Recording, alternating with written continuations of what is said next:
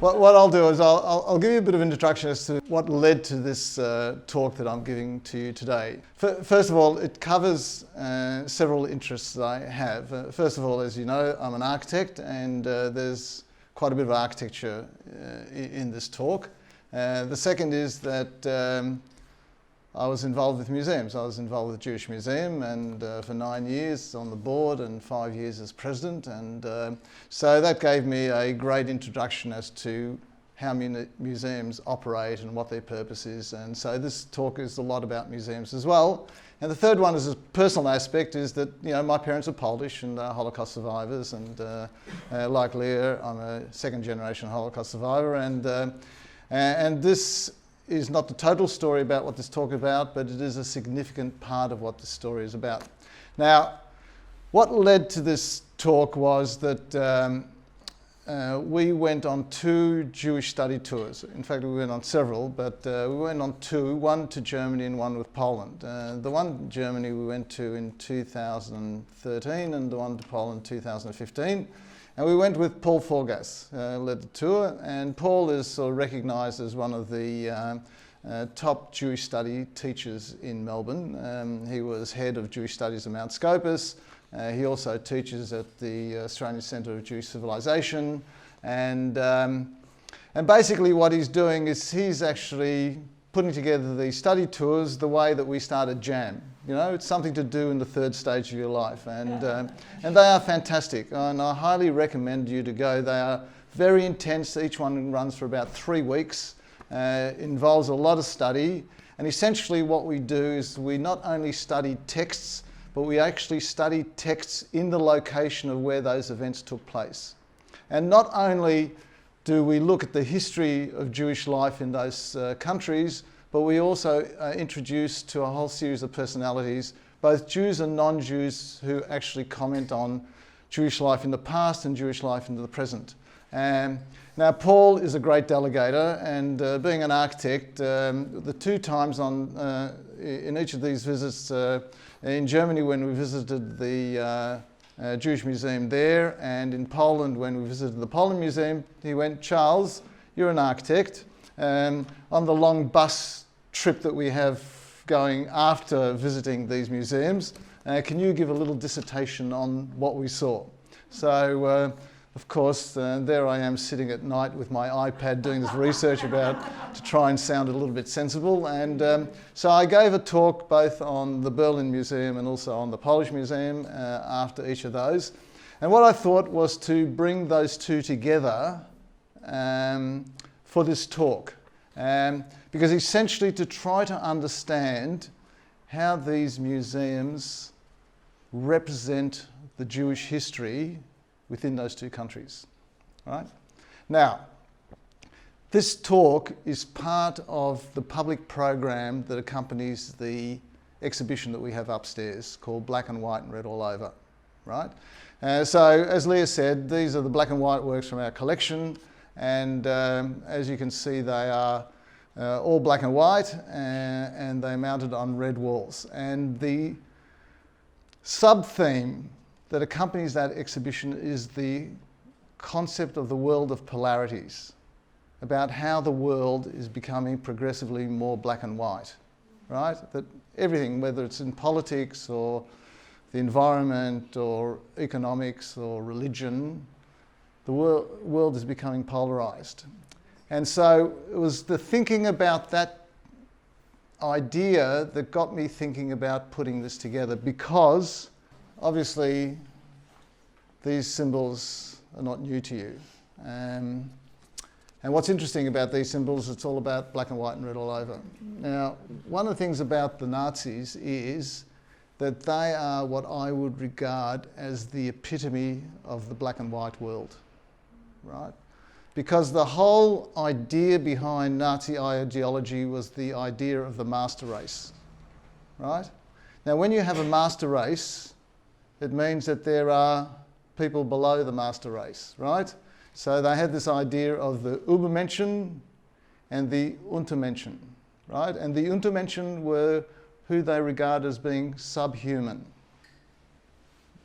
And the people who are subhuman were gypsies, people who are disabled, people who are retarded, Jews, Slavs, and eventually, with the final solution, these people are starting to be eliminated. And that's the idea. When you get the idea of polarities which are exaggerated to that extent, that's what the consequence is. So what happened in Europe, which is what we're going to be talking about, is a consequence of Nazi ideology. So here we have two maps.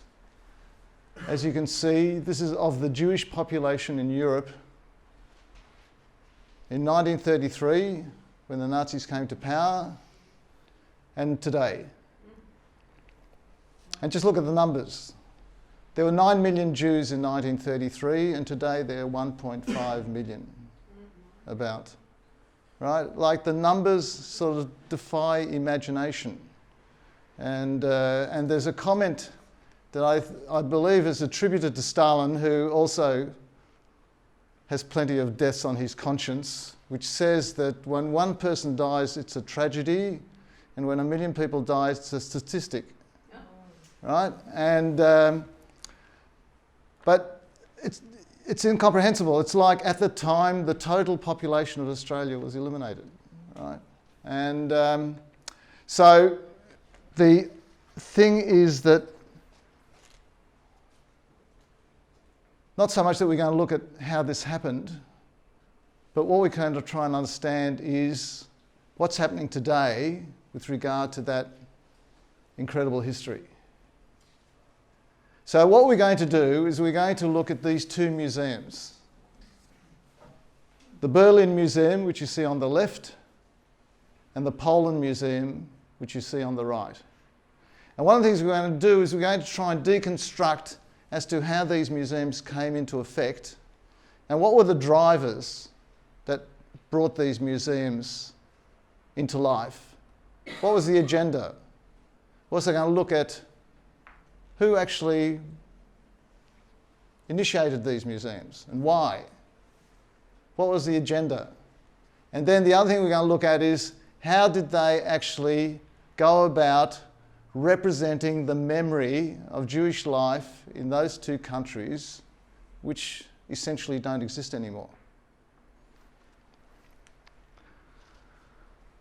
Now, memory is a very ephemeral thing. And, you know, we get into a generation where we're having less of it, right? And now, as human beings, we all have ways and means of trying to capture memories. You know, people write diaries, you know, they keep letters, they keep photographs, they keep mementos. It's a whole series. Your house is full of paraphernalia or ephemera, which are essentially triggers for memory, right? However, I think that there is a human desire to actually try to capture memory in a much more concrete form. And we've got some examples here, like gravestones. I mean, why do we have gravestones? Because gravestones have information on them about the deceased. And we visit the gravestones to jog our memories, to reconnect with that memory. We also have monuments like the Arc de Triomphe to memorialise triumphs or things that we want to celebrate. And conversely, we also have buildings like the Shrine, which actually memorialise tragedy, not to forget the awful things that have happened in our life. And then we also want to memorialise events or personalities or people with statues. Now, how potent these memories are, you would have noticed recently in the press all this kerfuffle that's happening with these statues in Charlottesville, about these statues of Confederate generals that people want to get rid of, right? Because those memories that are being represented, they don't want to be reminded because they see them as being memories of oppressive or events which were actually, in today's terms, unacceptable. So these are very potent ways of actually trying to, I suppose, physically entrench memory right? Now, part of this are museums, because that's what museums do. Now, museums have a relatively recent development. They sort of post-Enlightenment. And so what happened is the museum started collecting material culture with regard to doing research and also educating the public to learn about the world that we live in. That's what museums do.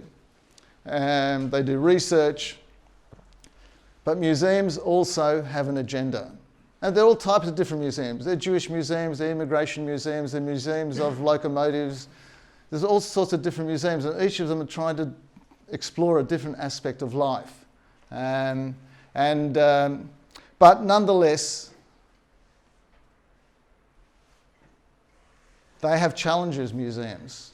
Now, one of the challenges for a museum representing Jewish life is how do you balance the narrative of the Jewish history of that place as against the history of the Holocaust, right? Because both those narratives are so powerful, it's very hard to bring them together.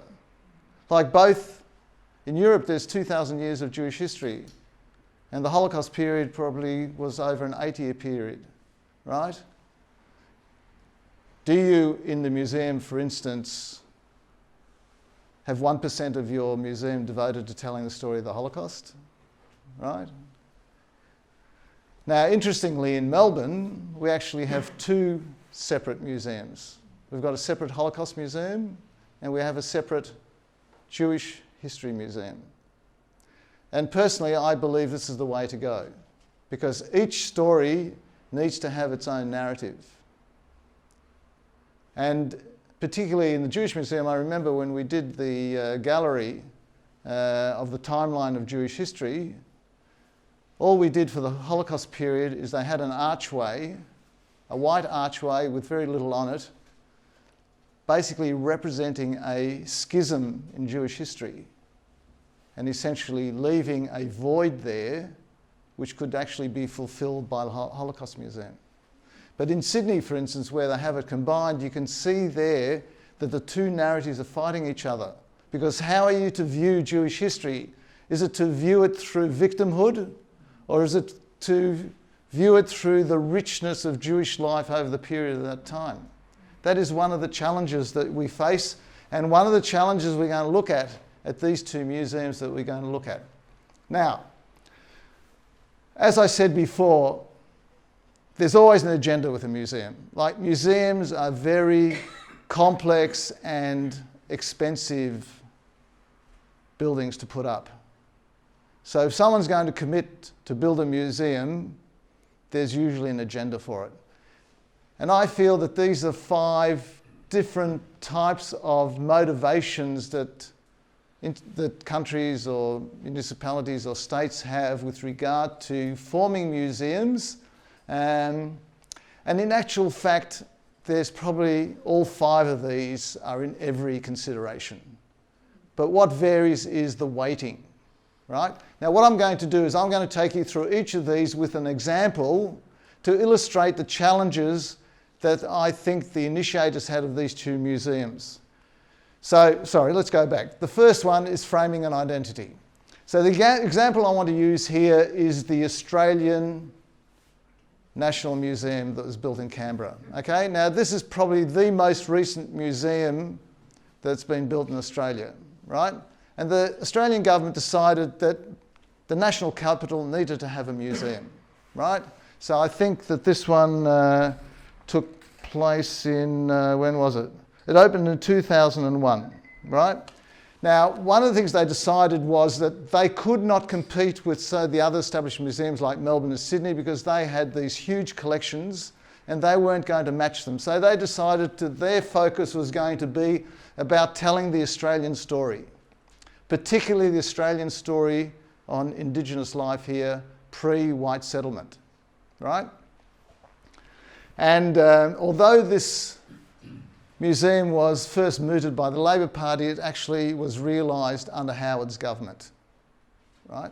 Now, what happened was that the telling of the Indigenous story was actually objected to by all the Conservatives in government. All right? They regarded it, as you would have heard, the black armband view of Australian history, which they objected to, right? Now, what it led to were the history wars, what is referred to as the history wars, because there are two polarities with regard to looking at Australian history. At the one end, you've got the black armband history, which is essentially looking at the genocide of the Aboriginal people. And then you've got what they called the three cheers view of history, which is the romantic view that you had all these white settlers who came to this inhospitable land and carved out this wonderful Australian civilization within very challenging circumstances, right? Now, in reality, the history is there somewhere in between, but you can see here in Australia, you've got the history wars. Can you imagine what happens in Germany and Poland when they come to actually build their museums with their complex history with regard to the legacy they're trying to represent? What's interesting here is the architect who designed this, Ashton Raggett McDougall, they gave a lecture here a few weeks ago. Now, one of the interesting things that I'll point out to you, this zigzag here is an appropriation of the Berlin Museum. And this is to represent the genocide of the Aboriginal people, right? On this wall here are all these panels which have got these imprints on them in Braille, right? And what the architects did is they slipped all this under the radar. The people who commissioned didn't know what they were getting. So they had words like "you beaut" and "she'll be right, mate," but they also had "sorry." And they also had things about the genocide of the Aboriginal people, right? Now, what happened was that this became so contentious that the Howard government actually changed the board of the museum with more conservative. Windschuttle, which is a very conservative historian, was put on there, and the director of the museum, who is an Indigenous woman, had her contract not renewed, right? So you can see museums are not they're battlegrounds. They're battlegrounds, and so you can understand what happens. So the other motivation is the traditional motivation, which I talked about, what the purpose of museums, which was collect material culture and to do research and to educate the public. This is the British Museum. This is probably one of the biggest museums in the world. They have 8 million objects in their collection, right? This is the oldest museum in the world. It goes back to, I think, 1753, right? But it is also contentious because the growth of this museum happened principally during British colonial times, where they've essentially sacked their British Empire with the objects that go into this museum. So now they've got the battle that they have to actually return a lot of the stuff back to the sources, right? Now, the challenge for the Jewish museums is there's no material culture left in the countries. It's all been wiped out. What are they going to actually make a museum out of, right? They can't. It's been destroyed or melted down or given away. So the actual access to material culture is difficult. The third one was economic. This is Bilboa, right? This is Frank Gehry's museum, the Guggenheim Museum in Bilboa. Bilboa was a sleepy industrial town, and they decided that they were going to build a Guggenheim Museum, and they did a deal with the Guggenheim Foundation, and they agreed to invest $100 million. And on top of that, they committed to put in $50 million for acquisitions. On top of that, they paid the Guggenheim Foundation a $20 million fee. And on top of that, they agreed to subsidise the $12 million annual running fee, right? Who's they? This is the government, the Basque government, right? They saw this as being an economic driver. And you know what? It worked. It worked. In the first 3 years, they had 4 million visitors. They generated $500 million worth of economic activity, and they collected $100 million worth of taxes, virtually paid back their original investment. And now what's happened is There's a term now about cities taking on these type of projects called the Bilbao effect, right? Essentially of them investing in culture to actually generate traffic. Now, this is an issue because there's a lot of people now who are saying all these Jewish museums, they are there to make money. It's what's referred to as show business, right? Because there are a lot of cynical people who sort of say that there is not a genuine reason why these museums are being built. Now, the next category is what I call redemptive. Now, essentially, this is the Holocaust Memorial in Berlin, and it is also got a museum, as you can see in the bottom right-hand corner, and this is a serious project. This site occupies 2 city blocks in Melbourne in terms of size. In prime real estate, this is right next to the Brandenburg Gate, and it was actually initiated by private German citizens, not Jews, private German citizens who wanted to memorialise the Jews that died in the Holocaust, right? Now, essentially, this is a grand way of saying sorry, right? So there is this very strong redemptive quality about this gesture as to why they did this. And the 5th one is memorialisation, and this is Yad Vashem, right? So basically, what's interesting about Yad Vashem is the idea for Yad Vashem actually happened in 1942. So even before Israel became a state. That Ben-Gurion and his people said, because they were aware of what was happening in Europe, and they said that we need to build a memorial for all the Jews who have lost their lives, right? And this actually, the first reiteration of Yad Vashem was built in 1953, which is 5 years after Israel became independent, right? And essentially, it is focused on not only memorialisation, but also collecting material culture, recording the names, doing research and all those sorts of things, right? And then in 2005, Moshe Safdie was appointed, and they actually increased the size of this museum 4-fold. But they did 2 things also. They changed their whole focus with regard to how they presented the narrative. Because prior to that, they just focused on the Holocaust itself. But they came to the conclusion that was not enough. Because if you just tell the story of the Holocaust, it doesn't really hit home what happened. So they decided then to actually include the prelude, which was a story of what Jewish life was like in Europe that actually disappeared, right? So when you go to Yad Vashem, I think they give you the name of a child or person, and you follow the life of that child through the exhibition to try and understand what happened to them, right? So what it's doing is actually personalising the experience to understand, to get away from that statistical side of the story to the personal side of the story. Now, don't forget, this is in Israel, right? And they have an agenda, right? And a lot of the agenda is symbolism. So this is one here. At the end of the tour, you end up on this balcony overlooking the valley in Israel, right?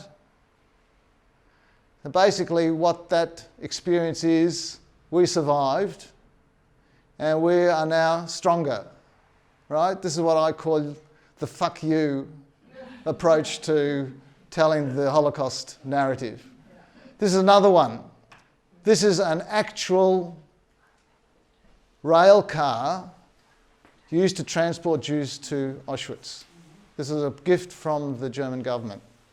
What did they do?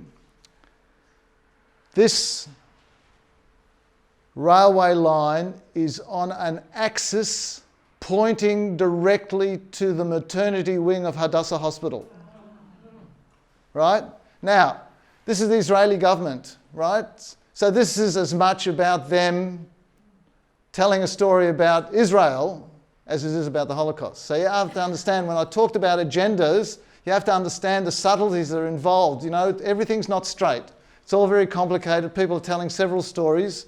Now, when we look at both the Berlin Museum and the Warsaw Museum, I want you to speculate, of these 5 categories, what is the weighting with what they are doing with regard? Okay, so let's go down to Tachlis. We're looking now at Germany and Poland. Okay, now, you can see these 2 countries are next to each other. This is what I would call the epicenter of the Holocaust, right? Now, generally, when you look at Germany, you say it's clear cut, they are the perpetrators, right? And you look at Poland and you say they are the victims, right? So you would think that their 2 stories are going to be from the perspective of the perpetrator and the victim. But, you know, it's too simple. It's too simple. You can't look at it like that. Because what you have to understand, the people who are building the museum weren't the perpetrators. They're 2 generations away from the perpetrators, right? And then you have to ask yourself, well, how do you deal with collective guilt, right? Because not everyone was a Nazi, and not every German actually participated in the Holocaust. So how do you tell that narrative? What's interesting, when we were in Nuremberg, one of the guides, a young German, and all the guides there have to do tertiary education, he was saying that the number of Germans that were actually involved in the Holocaust was 25 million. Right? I mean, I found that figure staggering. But he said, because what you have to understand, the Holocaust was the result of the machinery of state. You know, virtually the whole country was involved in one way or another. You have to think about the people who drive the trains, the people who built the concentration camps, the people who supplied the barbed wire, the people who supplied the food, the people who actually were party to the bureaucracy. If you added all of the people who rounded up, the police, you know, the hospitals, the doctors, everybody knew about it, was involved in some minor way.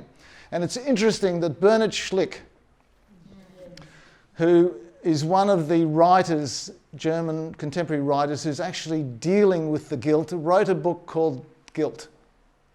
And what he was trying to analyse, because he's a judge, he's a lawyer, and he was a Supreme Court judge, he's analysing the idea of guilt, particularly collective guilt. And he's looking at all the different levels.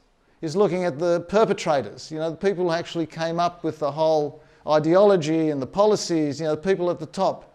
And then you had the people who actually carried out the actions without questions because they were the laws, right?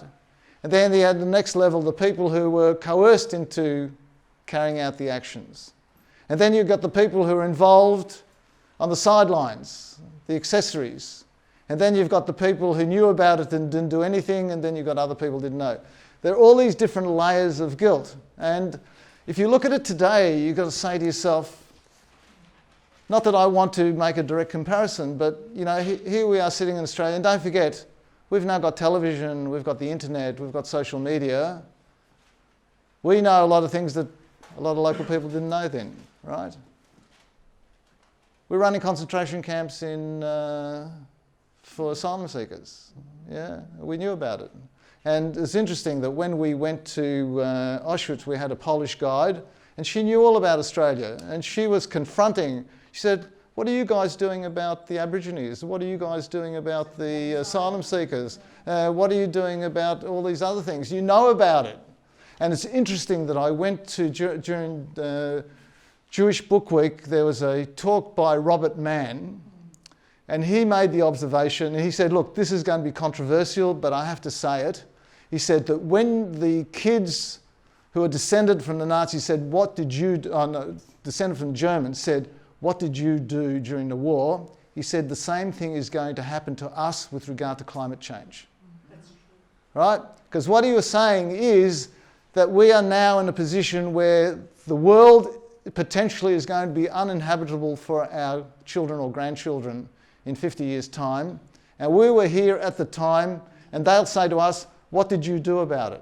Right? So then the thing is, how do you deal with that guilt with regard to trying to present it in the form of a museum and telling the narrative.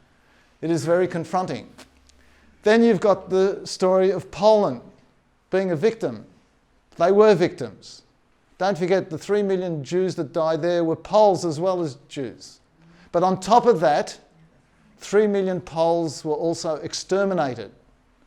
Because what you have to understand, the Poles were regarded by the Germans as Untermenschen, as subhuman. And essentially the Germans came into Poland and collected the whole intelligentsia, all their judges, lawyers, doctors, and exterminated, because all they wanted to be left with was the uneducated, because they were going to use them as slave labour, because they saw Poland as the breadbasket and extension of Germany for German expansion, right? So they were victims as well, right? On top of that, at the end of the war, when the Russians took over and the communists took over, they had another 50 years of victimhood, right? However, there is no doubt there was complicity and atrocities conducted by the Poles, right? And there's the famous case of, now Leah's going to pick me up on this because with the pronunciation, let me wait a second. Jedwabne. Yeah, see? Small town in Poland. The Poles, without any prompting by the Germans or anybody else, collected all the Jews, I think there were about 500, put them into a barn and set the barn on fire, right? Now, one of the reasons we know about this firsthand is that of the 3 people who escaped, one is the father of a very close friend of ours, right? So it did happen. And then someone wrote a book about it, Gross, I think, young Gross, called Neighbours, because after the war, the government, which was a communist government, and they were out to hunt all the people who conducted atrocities, took the people to trial, and based on the trial records he wrote a book, and it was a very confronting book. And in fact the Polish nationalists actually decried the book and said there was a false and a fake and it's actually undermining Polish identity and so on and so forth. So it was very controversial. And that was not the only time that it happened, right? Now, one thing you have to understand is Poland was treated totally different by the Germans to any other country in Europe, right? All the death camps were only in Poland, right? And not only that, but they shipped all the Jews from all over Europe to Poland, right? So today, you've got this nationalistic right-wing government in Poland. They've actually introduced laws saying it's a crime to associate Poles with the Holocaust, right? And it's happening because, you know, a lot of people don't say they're the German death camps in Poland. They say they're the Polish death camps, right? And if I was a Pole, I'd get upset by that as well. But nonetheless, you've got this very complicated history. On top of that, the Germans did not trust the Poles, right? So they wouldn't allow them to be the guards in the death camps or the concentration camps, right? They used Ukrainians and Latvians. And they used Ukrainians and Latvians because the Ukrainians and Latvians, or the nationalistic Ukrainians and Latvians, saw the Germans as liberators from Russian oppression, right? Again, very complicated, right? They did not trust the Poles. On top of that, any Pole who was caught harbouring Jews was automatically sent to death, as well as the whole family. This didn't apply anywhere else in Europe. Can you say that again, please? That any Pole who harboured a Jew was automatically going to get killed, and not only him or her, but the whole family, right? So there was a huge risk. And then on top of that, they provided a bounty for any Pole who gave in a Jew. So you could see that Poland was not only under a great degree of suppression and going through its own suffering, but it had a very mixed and complex history. Again, how do you actually relate that history with regard to these two simplistic headings of perpetrator and victim. So what we're going to do, we're going to look at these two museums. And we're going to sort of deconstruct their history a bit. So one thing we're going to look at is a quick snapshot of Jewish history to contextualise what it is, because one of the things I found surprising when I went on these tours is what I thought was Jewish history is in fact not Jewish history, right? But we don't have the time to sort of go into the ins and outs of it. It's going to be a swish, so to speak. We're going to look at who initiated the museum project, what was the motivation, what was the process, where was the museum sited. We're going to look at both the architecture and the display, because they are both separate, and to see how they actually commented on what they're trying to do. Okay, so we're going to start off with Germany, right? So we've got 4 maps here. Now the first map is Germany up to, I think it's 1871.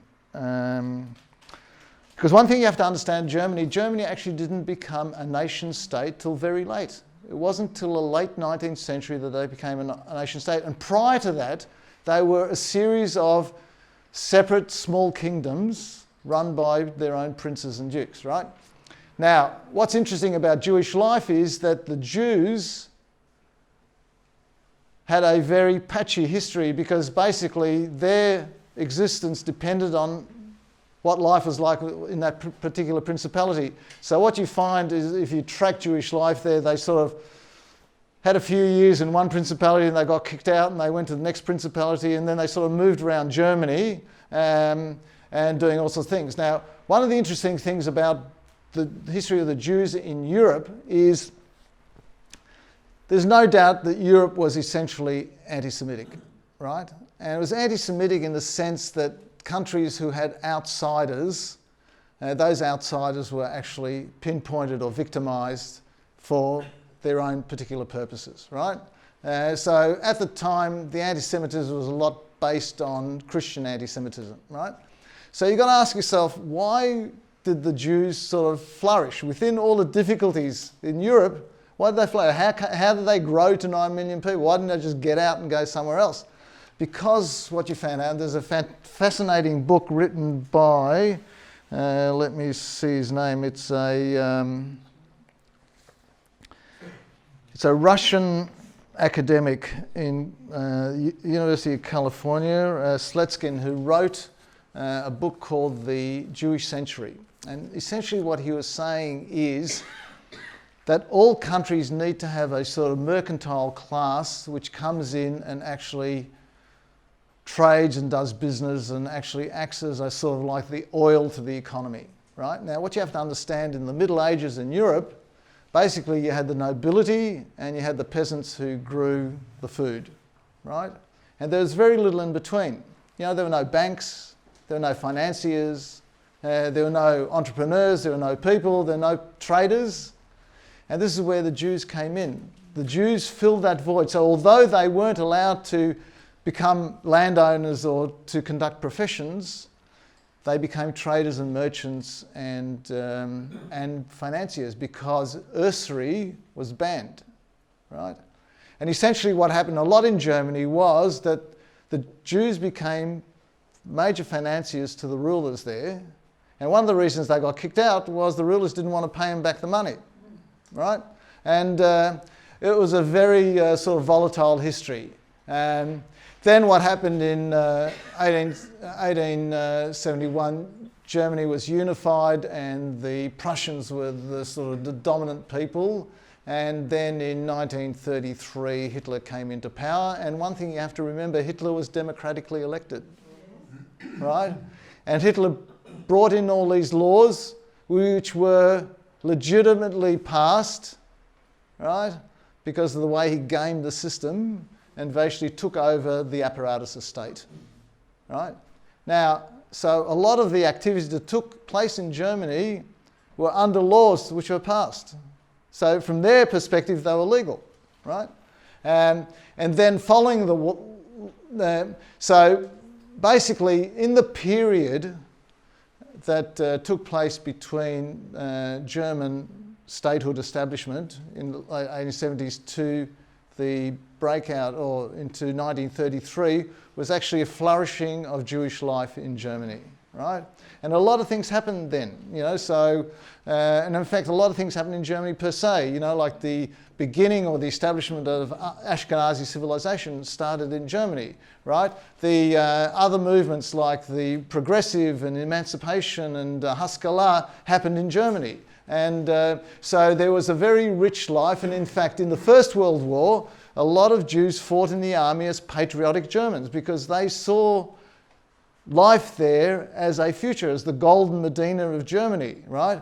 But in 1933 that all changed, and then what happened was that after the war, Germany was partitioned between West Germany and East Germany, and but very few Jews were left. One of the interesting things is that by 1941, Germany was Judenrein. There were no Jews left. Basically, from 1933 to 41, all the Jews had gone, right? Now, of that, I believe only 45% were actually exterminated, and the others had actually emigrated prior to that taking place. And now you have Germany, which has been re-established as a single nation in 1991 when after the Berlin Wall came back and they were unified. Right, now, I went to an interesting talk in Limud last year, which was presented by an academic called Yasha Nemstov. He's a professor of Jewish music at List University. And he was talking about Germany. It was an area outside his expertise, like this lecture is outside my expertise. And he was saying that prior to unification, East and West Germany both identified themselves in relation to the other, right? So West Germany basically defined itself as the liberal, anti-communist, Western democracy, right? And the East Germans defined themselves as the anti-fascist, because don't forget, a lot of the fascists actually took up positions in the new government. Not everyone, like, you can't put 25 million people in jail, right? You know, and only a very small proportion of Nazis actually were punished, and the rest went back into daily life. And so the East Germans saw themselves as being continuing the fight against fascism and against the West and imperialism and so on and so forth, right? The problem was, when unification took place, they couldn't do that anymore. So how were the Germans going to define themselves? What was going to be their new identity? And one of the propositions that the speaker put forward was that they were going to present themselves to the world as being responsible people that were going to face up to the Holocaust. They were people who were going to actually deal with their past, right, and to move forward. So what happened was that you got this plethora of memorials and museums, you know, so you've got Dachau in the corner here. This is the Gestapo Museum. This is the Holocaust Memorial, and this is the Nuremberg Museum, which is fantastic. And this is where Hitler was building the huge parade ground in Nuremberg, and there's a fantastic museum there as well. And there was this huge outpouring. So from the late 80s right through to today, the number of museums all over Germany has absolutely blossomed from that point of view, which explains what happened here, right? So this project is a government-initiated project. This is the Berlin government initiated the Berlin Museum. Now, initially what happened was this building here is a Prussian building which the Gestapo took over, and where the Berlin Museum was located. So the original idea was to actually have an international competition to build a Jewish adjunct to the Berlin Museum, right? And that competition was won by Daniel Libeskind, who is a Jewish architect of Polish descent who went to live in Israel and then ended up in the States. And interestingly enough, Libeskind was a music prodigy in his youth. He used to travel when he was around the world when he was 5, 6 years old playing the piano accordion, but he decided that he didn't want to spend his life playing other people's music. He wanted to create his own, so he decided to become an architect. But he didn't practice. He was actually renowned as an academic and as a polemic, right? And in fact, this competition was the first building that he had ever been commissioned to do, right? And so Libeskind actually convinced them to sort of say, look, you can't do this. You can't treat Jewish history as an adjunct of Berlin history. It is a big story, and the whole museum has to be dedicated to Jewish history, right? And they accepted it, right?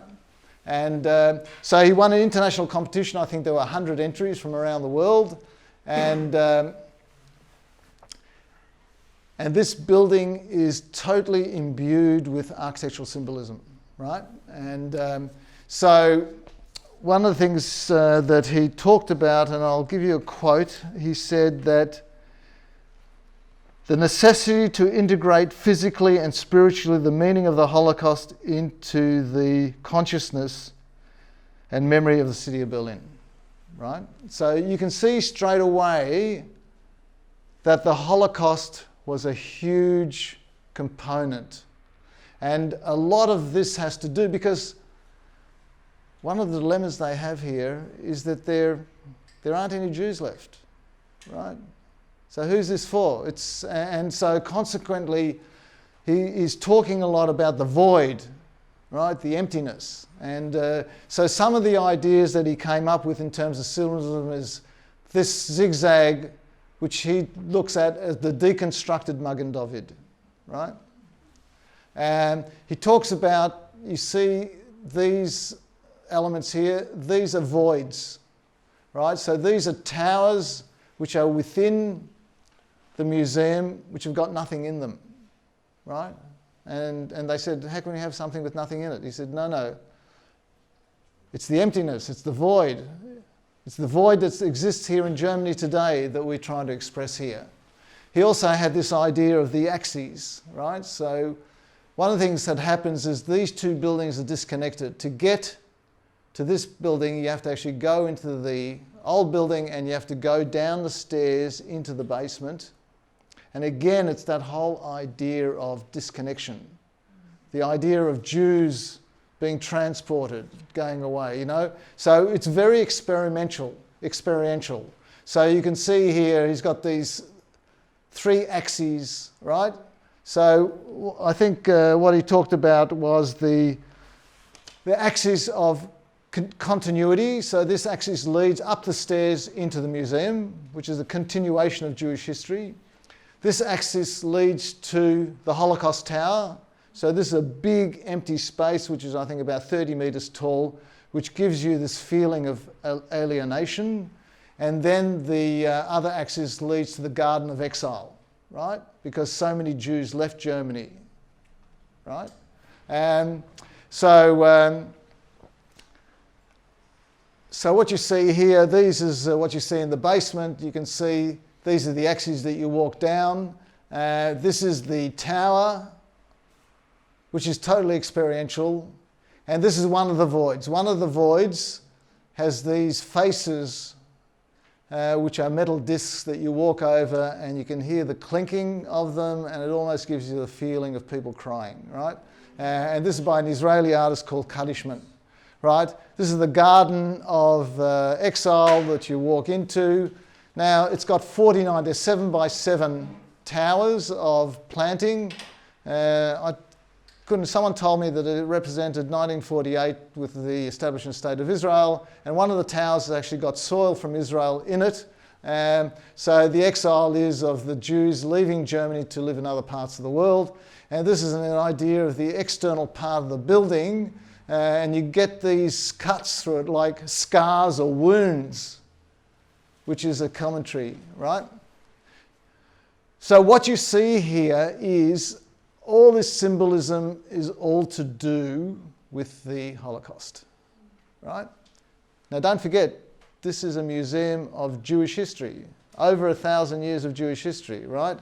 And there's this huge pallor of the Holocaust there.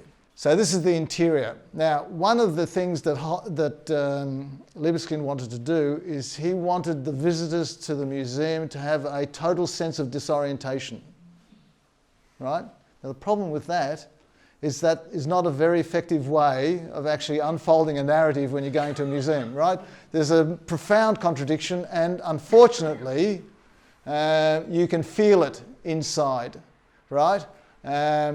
It's very hard to orientate yourself, you constantly get lost, and the people who did the fit out were actually exhibition designers from Munich, so not Libeskind.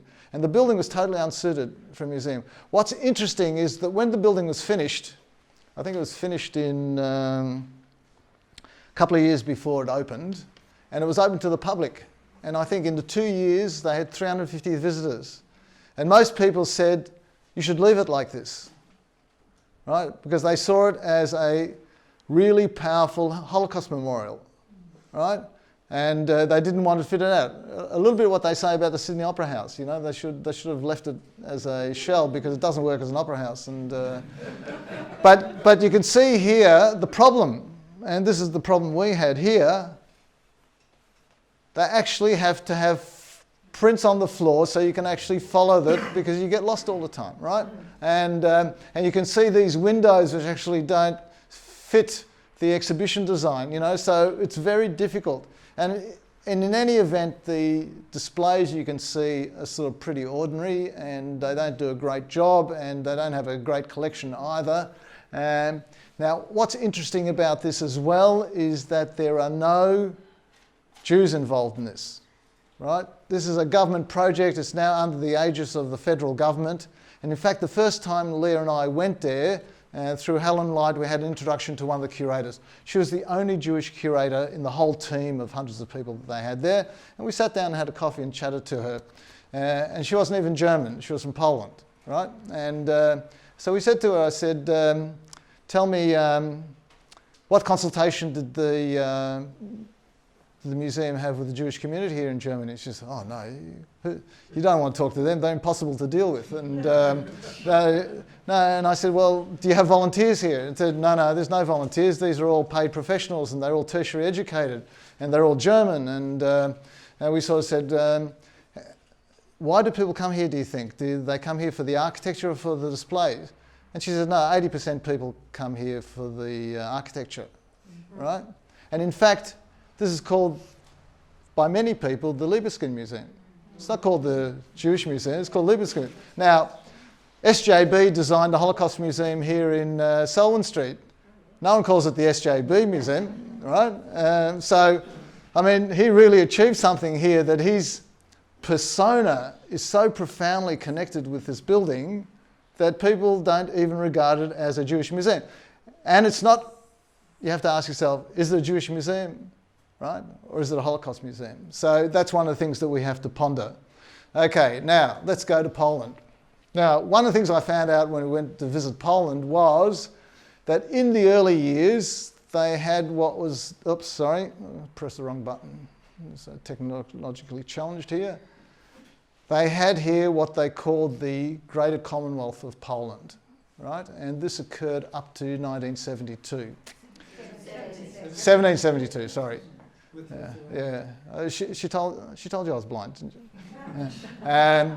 So you can see that Poland actually was a powerhouse, right, at that time, and it was included all these other countries. And in fact, Poland was at that time not dissimilar to the Austro-Hungarian Empire. It was actually a multicultural and quite liberal world. And many people regard this as the golden age of Polish Jewry. Not dissimilar to Spain, right? And in fact, the Jews were invited by the king to come and live in Poland. because at the time their economy, like I said before, needed that mercantile class to come in to oil the economy. Because basically you had the king and you had all the peasants working the land and there wasn't much in between, right? And in fact, the Jews lived there under the king's protection. So although, there's local anti-Semitism, they had the back of the king, right? And that happened for a long time. And so you had a blossoming of Jewish life in Poland at that time. And they even did a lot of work. He actually subcontracted tax collecting to the Jews, right? Now that's not exactly going to make you popular, is it? Right? Okay, it's bad enough being Jewish, but to be a tax collector as well, you're doomed from the beginning. And then what happened, and you can see between 72 and 95, Poland was taken over and it was partitioned between the Prussians, the Austro-Hungarians and the Russians, right? Now the Russians actually took the greatest proportion of the land and they all of a sudden inherited all the Jews. Now Russia itself had few Jews in it prior to that, and all of a sudden overnight they ended up with over 1 million Jews and they were totally unprepared for it, right? And there's a whole history. Now one of the interesting things is that Russia actually practiced state-sponsored anti-Semitism. The Tsar used anti-Semitism as a way of diverting problems in Russia, not dissimilar to what Trump is doing with the Mexicans. Like what you find with dictators and with people who are trying to not take responsibility for what they do is that they use minorities to shift the blame on, and the Jews. Like the protocols of the Elders Design were actually designed by the Russian secret police, right? And so basically all of a sudden the world changed for Jews in the Russian, and you talk about the Pale of Settlement, that was within the Russian area. And then what happened was that between 1915 and 1939, Poland became unified again as its own country, right?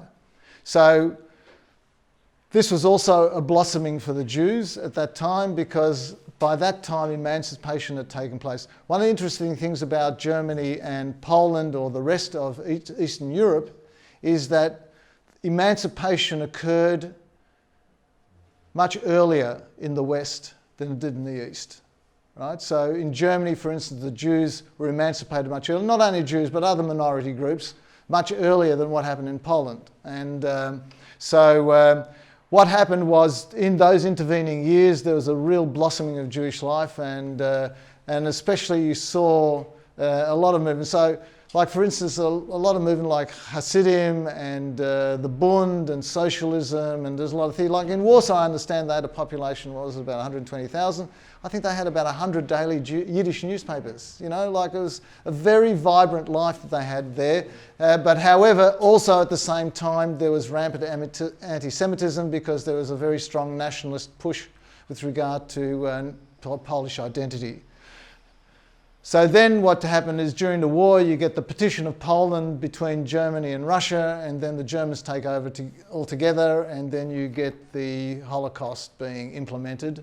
And then after the war, you get Poland is actually run by the communists who themselves are using Russian anti-Semitism, and there was a huge exodus of Jews from Poland after the Six-Day War. So in 1968, there was a huge exodus of Jews. So what happened to Poland was there were 3.3 million Jews prior to the Holocaust. 300,000 survived, right? After the war, there was a lot of anti-Semitism, and so a lot of Jews left Poland. But then the die-hard socialists and communists stayed, and then of those, most of those left after 1968. So today there's about 10,000 Jews left in Poland. And what's interesting from a personal point of view, after the war, Poland was sort of anarchic, and there was a lot of anti-Semitism, and you had incidents like the Kelcher pogrom where 45 people were massacred because all of a sudden the Jews started coming back to Poland to claim their property, which were occupied by Poles, right? And so they killed them, right? And that happened in many cities. From my point of view, my parents actually met in Poland and married in Poland, and when the Kelchim massacre program happened, my mother was 8 months pregnant with me, and basically she said, "There's no way my child is going to be born in Poland." And so essentially, my father organised false papers and basically trekked overland, very much the same as asylum seekers are doing today from the Middle East to Australia. Exactly the same. And when they arrived in Belgium, where I was born, they had the same restrictions. They weren't allowed to work. So they had no future, and that's why we ended up in Australia. So the Kelchim program is one of the reasons we ended up in Australia. So you can see, Poland is a very complex history. Now, this is the site of the Poland Museum. It was initiated after Poland became independent or became non-communist, which was at the 89. And the government that came in there was, I think, a liberal social democrat government, and there was a push there by the Jewish Historical Society to build a Jewish museum, right? And essentially what they did is that they did a deal with the government as a private-public partnership. And so I think both the federal government, the state government and the Warsaw government chipped in some money, and about 50% of the money, and the rest was raised privately, mainly overseas, from many Jewish donors. And it's a big project. It's a $100 million project, right? And so in, I think it was in 87, no, it was, 2005, they had an international competition, which was won by some Finnish architects, who I can't understand the name, Ladelma and Malamäki, who no one's heard of. And this is not known as the Malamäki Museum, right? Although it did win a World Architecture Award, because it is a fantastic building. And one of the reasons they won it is because they actually did total opposite of what Libeskind did. It is a totally understated building, right?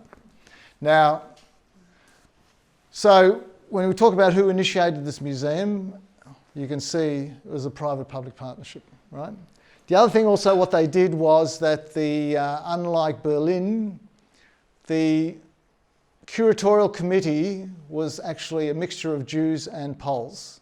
And the person who headed up was, let me think of her name, it was Barbara Kirschenberg-Gimblet, who is of Polish descent, regarded as one of the world's premium experts in museum design or museumology. She is an academic at New York University, and she headed up the group. And basically that group consisted of top academics from both Poland and internationally, and they actually worked together to develop the narrative of what the story was going to be told. Okay, the Warsaw municipality gave them the site to build the museum of the site of the Warsaw Ghetto. All right? So what you'll see here, this is what I would regard as hallowed ground, right? Because for you who don't know the history of the Warsaw Ghetto, the Warsaw Ghetto is one of the few examples where the Jews rose up against the Germans. And from what I understand, was it 43 days or 47 days they held out with small arms, and in many ways it was futile. It was futile, and there's a lot of debate about whether or not it was a justified activity, but in many ways it was symbolic. It was symbolic to show resistance. But generally, when you look at Jewish history throughout the Holocaust era, there are different forms of resistance. There's not only active resistance, there's also passive resistance, you know.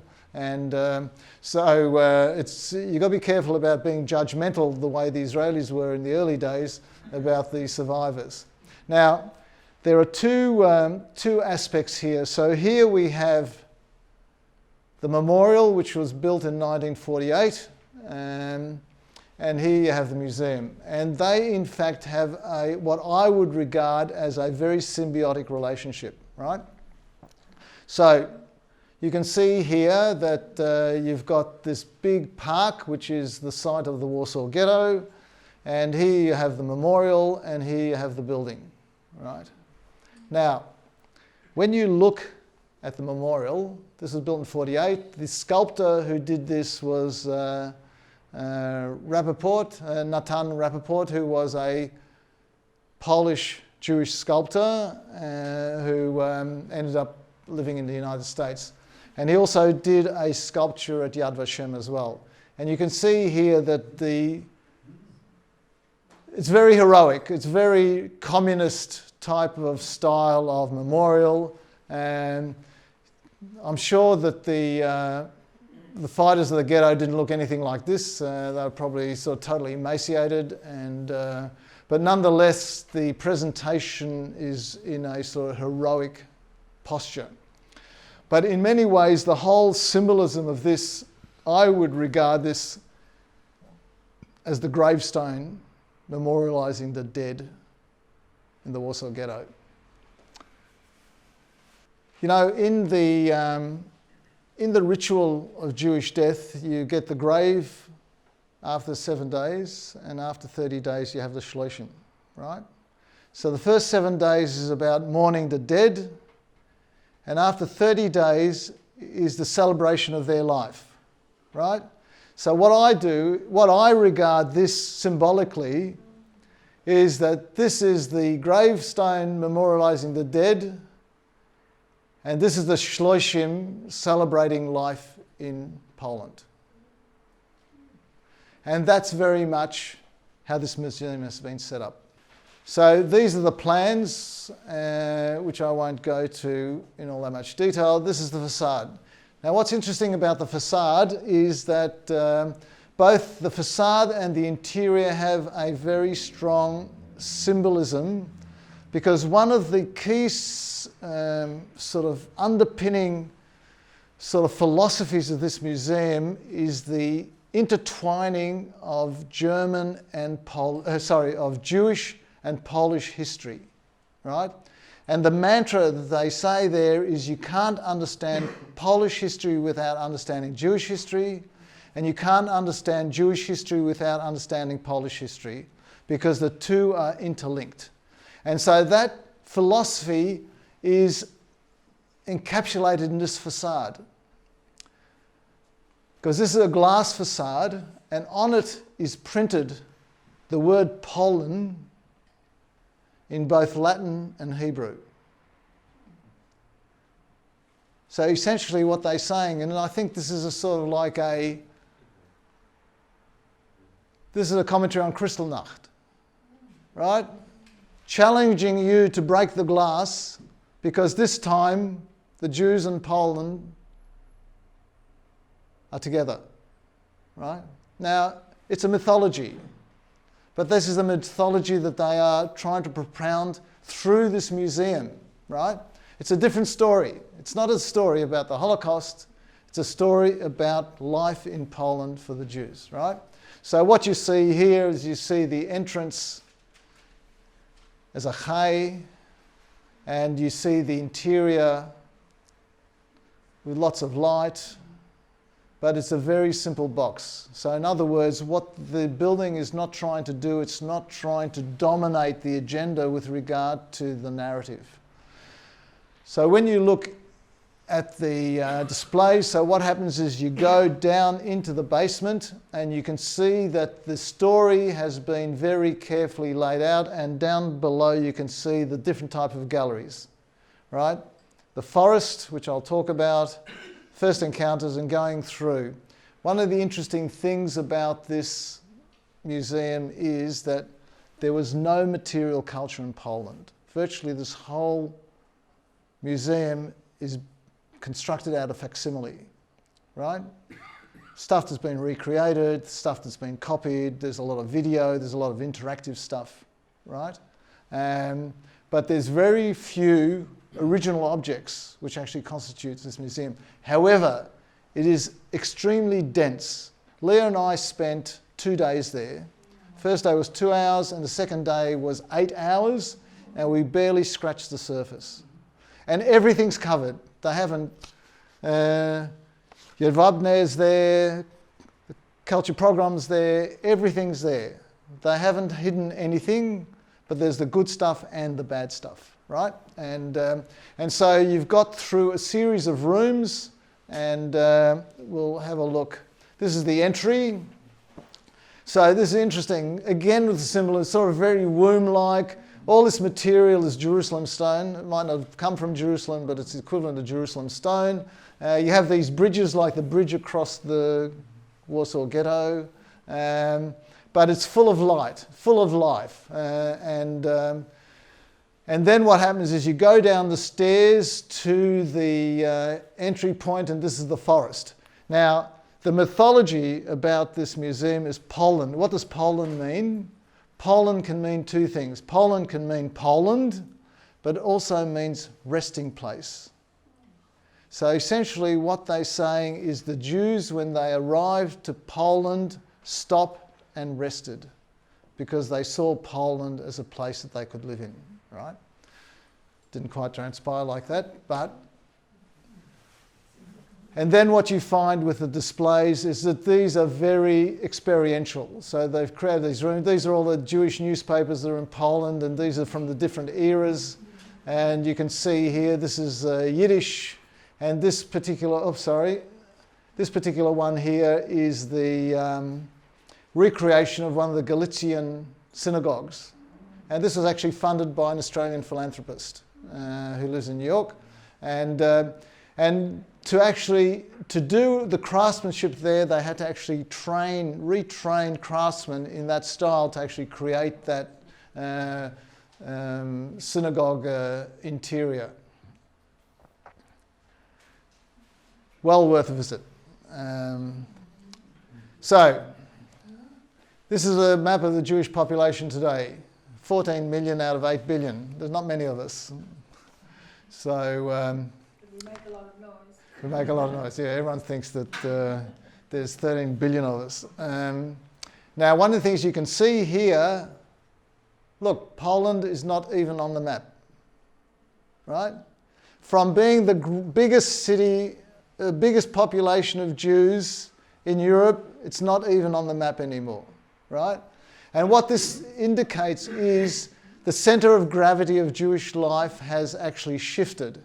And that's happened throughout Jewish history. You know, originally it was in Spain, and then it was in in Germany, and then it went to France, and then back to Poland. Today, it's basically in Israel and the United States, right? So what's left in Europe? The architecture of memory. There aren't any Jews left. Oh, there are Jews. There's 1.5 million Jews, right? There are 1.5 million Jews. But the point I'm making is Jewish civilization that existed prior to the Holocaust does not exist anymore. That life is finished, right? Sure, there are Jews in Europe today, but it's not the same. It's been lost. You know, it's like going to Rome and looking for Roman civilization, or going for Greece and Greek civilization. It's not there anymore. I remember when I went to Warsaw for the first time, I got this pamphlet on Jewish Warsaw, right? It was a little pamphlet. And let me tell you, it was like going on an archaeological dig. They say if you go down this street, there's a small section of wall that used to be the Warsaw Ghetto.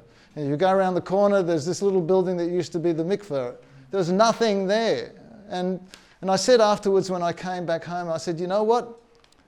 There is more presence of Roman civilization in Italy than there is, or in Rome, than there is of Jewish civilization in Warsaw 50 years after the Holocaust. Right? It's not there. And this is what you have. And one of the interesting things, there's a wonderful book written by Ruth Allen Gruber called Virtually Jewish, right? And what she's analysing in the book is why all of a sudden is this huge fascination about Jewish life in Europe, right? There are no Jews, right? Like, for instance, in Krakow, they have one of the largest Jewish festivals in the world. 65,000 people come there, right? It's actually run by 2 non-Jewish people, right? And it's huge. It's huge. You know, there's this fascination with Jewish life, and they're not there anymore. And this is what you have. You have these museums that they do the job. So Leah said to me, I have to do a summation of here. You know, I just can't leave it like this. No, there was a funny story. Yeah, that's good. That's to keep you interested. So Gruber wrote in her introduction that there was a writer in Vienna called Hugo Beethoven. And he wrote a book called City Without Jews. And he wrote it in 1920. And it was a satire. He said that the Austrian government decided to expel all the Jews, and in 6 months they were all gone. But then they found out that, you know, the cafes were empty and no one went to the theatre anymore, and business went down, and you know, life became really miserable. So all of a sudden they had to pass another law to invite all the Jews back, right? Because life didn't work, right? And then when the Anschluss came, the writer realised that actually he didn't write a satire, he wrote a prediction, and he committed suicide. Right? And you have a feeling that Europe is virtually Jewish, right? Now, get back to the summary. So, what's interesting about these 2 buildings is that if you look at the Berlin Jewish Museum, you can see that it is a top-down project, right? It's initiated by the government, it's run by the government, and it's a government agenda. And what you'd have to say, when you go back to the 5 categories of motivation, which I had earlier, without doubt, my conclusion is that the 2 drivers for this museum were redemption and memorialisation, right? When you look at the Poland Museum, you can see it was a bottom-up project, right? It was actually driven by the people who then got together with the government to make it happen. The people who actually came up with a narrative was diverse, had Jewish input, and they want the history. Now, one of the things that's interesting, when Leah and I were in Poland Museum, because we said to our friends how fantastic it was, they said, no, the Poles, they wanted to get the Jewish tourists and to make money. When we were there on the Saturday, all the people were Poles. Each and every one of them were Poles. There are hardly any foreigners whatsoever. You go into the bookshop, there were no books in English. They were all in Polish. They're being bought? Yeah. Oh, yeah. And so essentially, you had tour guides in Polish conducting tours.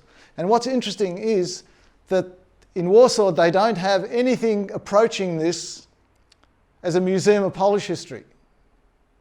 So what's happening, all the Poles are going there because this is their entree into seeing their past, right?